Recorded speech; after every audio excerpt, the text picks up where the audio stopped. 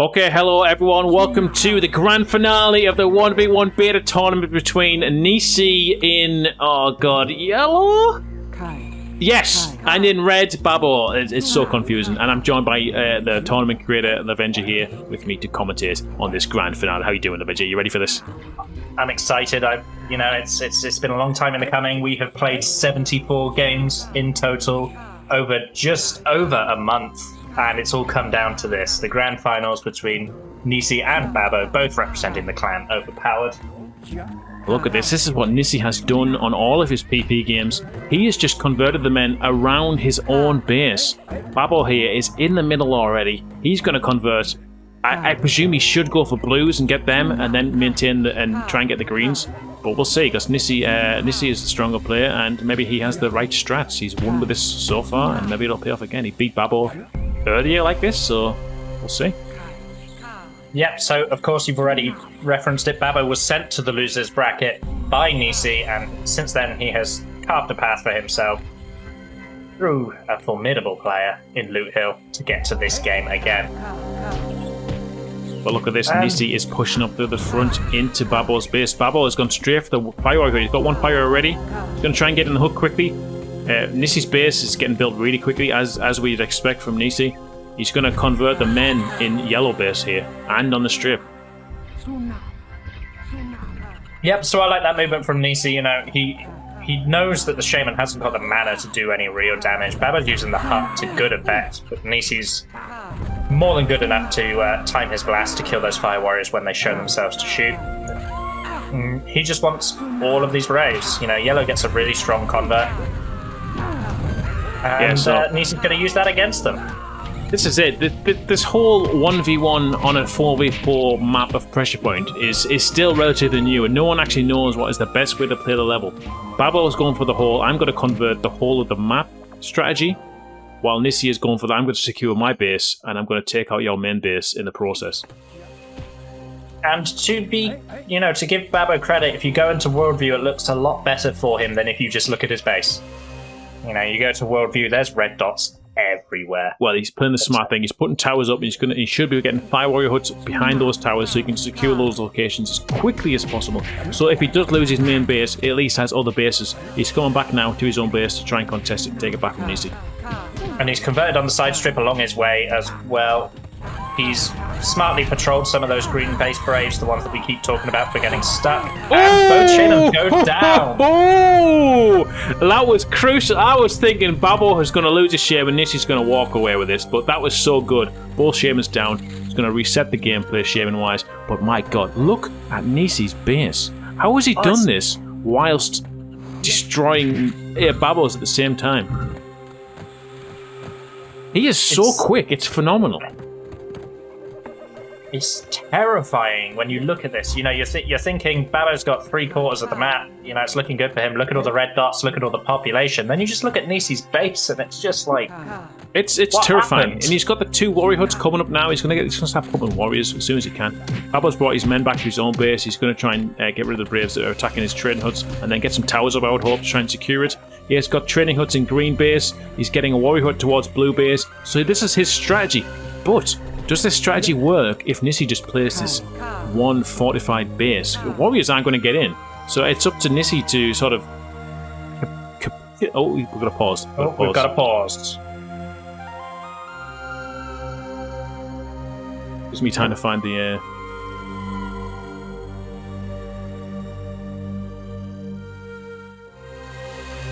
So he's got all of his braves here outside of his...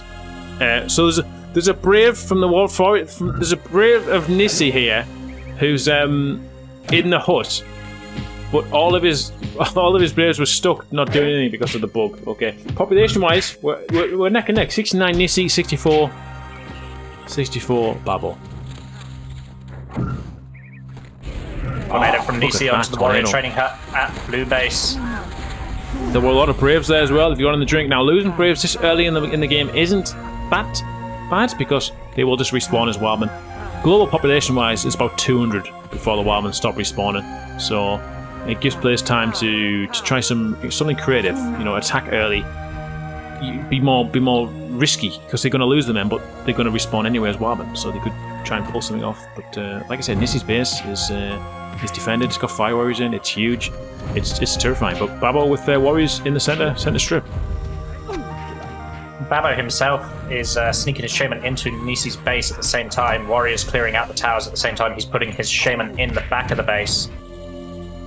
Converting a little bit, but I don't know what else he's going to do. Oh, Nici's died. Don't know how, but I heard the shaman death animation and I saw the spooky little ghost. Didn't see that. That means Babo's coming up through the side door here. He's only got one tower to contend with to get his shaman in. I don't know if his shaman's got anything, but we'll see. Fire warrior in that tower, I suspect, was what killed Nici. He's auto-casting around the reincarnation site here. If Nici's shaman fell in the water, he's probably got about 10 seconds to get in here. Even less than that, he's back already. Blast the shaman so quickly, and he's away from there. And he already saw the converts that he wanted. He knew he's going to blast that shaman and then get these converts. Fire warriors, we got fire warriors pushing in. Exactly, yeah. Fire warriors coming in there. Babo didn't get any towers up. He hasn't got the fire hut rebuilt. It's just been rebuilt.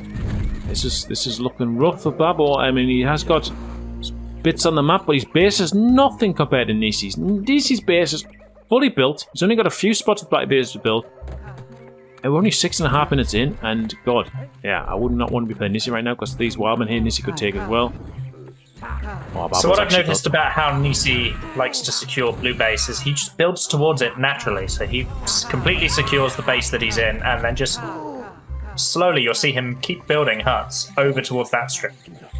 Then once his huts actually get over there, he'll start to secure it with towers, but he won't overextend himself. He won't stretch himself too far. Look at this. He's taking out the 2 towers with tornadoes. He had 3 tornadoes lined up. He's taking out the warrior hut.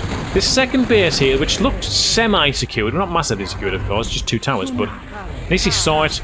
He's gone over. He's got the converts up as well. Yeah, man, it's phenomenal. It's scary. Where is Babo's shaman right now? Babo's shaman was behind him, but he must have drifted off elsewhere. Yeah, he's got a blue base. He's gone to blue base. There are wildmen there to take. But right now, unless Babo can pull something out of the bag, this is Nici's game to lose because his base is so well fortified and Babo hasn't skewed enough of the map to warrant his victory here.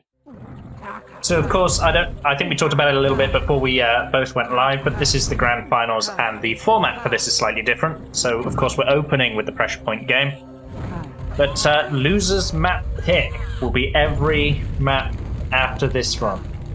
So the only game that has been decided for these players is this pressure point game they're playing.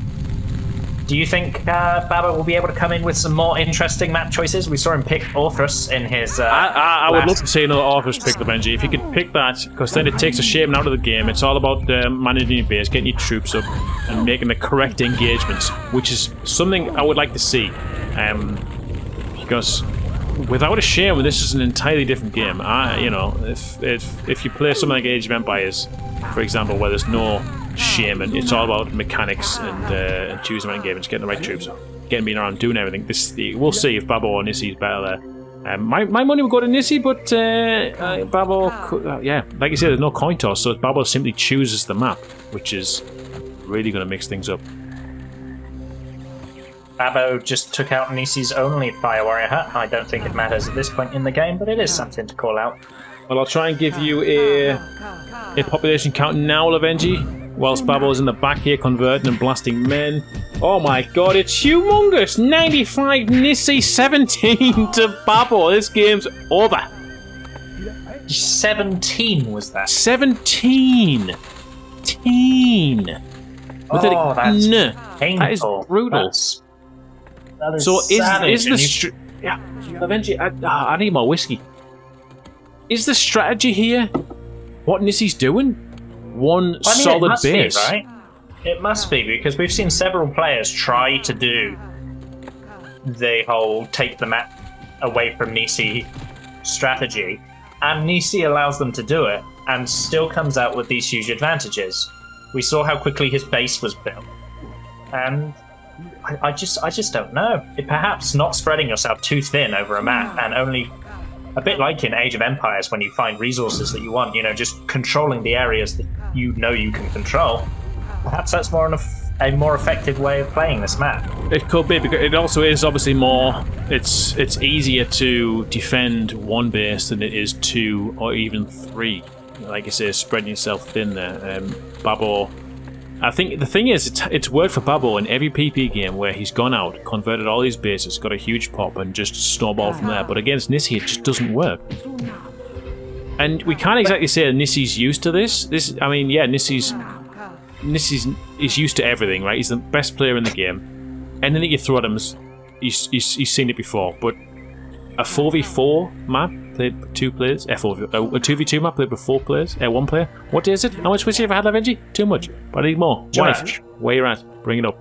But yeah, even if you do this to him, he finds a way to make it work for him. You know, and he's. I was skeptical going into this tournament for Nici, thinking, you know, this is maybe outside of his comfort zone, but anything, it just feels like this is just more of the same for him. He can do this with his eyes closed. And I think that's what's got to be said as a credit to Nici's character as a player, is he will play anything, and he will do it without a complaint.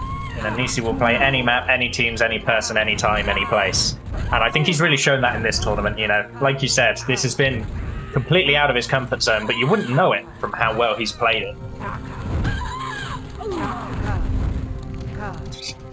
Yeah, I'm looking forward to, as I should say, the maps.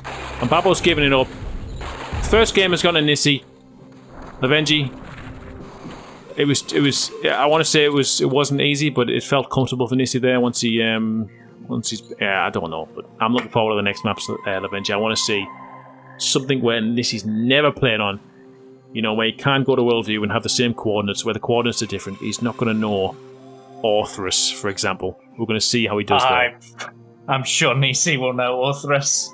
I feel like that's exactly the kind of gimmicky map he will have known.